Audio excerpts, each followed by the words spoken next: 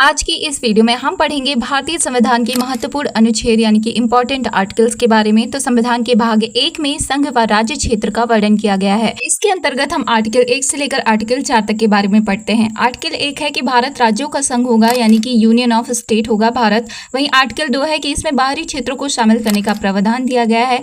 बाहरी क्षेत्र जैसे कि जो भी क्षेत्र अपनी मर्जी से भारत में शामिल होना चाहे, जैसे कि गोवा और सिक्किम हुए थे। आर्टिकल नंबर 3 की बात करते हैं तो इसमें नए राज्यों का गठन, उनके क्षेत्र सीमाओं के विस्तार तथा उनके नाम परिवर्तन की शक्ति दी गई है। लेकिन ये ऐसे राज्य होंगे जो भारत की सीमा के भीतर ही स्थित होंगे, जैसे कि तेलंगाना का निर्माण हुआ, छत्तीसगढ़ का निर्माण हुआ, जो कि भारत की सीमा के भीतर ही थे। संविधान का भाग 2 बात करता है सिटीजनशिप यानी कि नागरिकता के बारे में। तो इसमें आर्टिकल नंबर 5 से लेकर 11 तक के बारे में बात की गई है।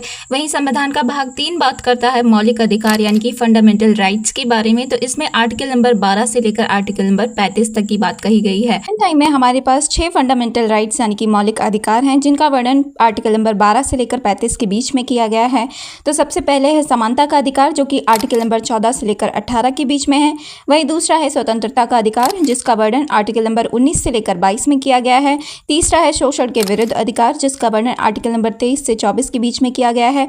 चौथा है धार्मिक स्वतंत्रता का अधिकार, ये आर्टिकल 25 से लेकर 28 के बीच में मेंशन है।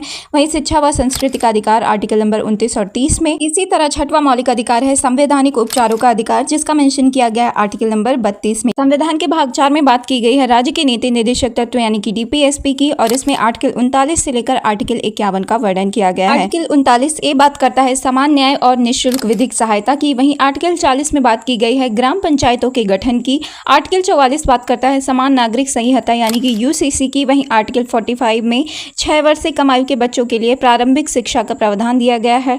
आर्टिकल 48 ए में पर्यावरण संरक्षण की बात की गई है। वहीं आर्टिकल 50 में कार्यपालिका और न्यायपालिका का पृथक्करण दिया गया है, और आर्टिकल 51 में अंतर्राष्ट्रीय शांति व सुरक्षा की अभिवृद्धि का अवधान है। तो अब आप लोग एक क्वेश्चन का आंसर दे दो मुझे कमेंट में कि भारतीय संविधान का मैग्ना कार्टा किसे कहते हैं।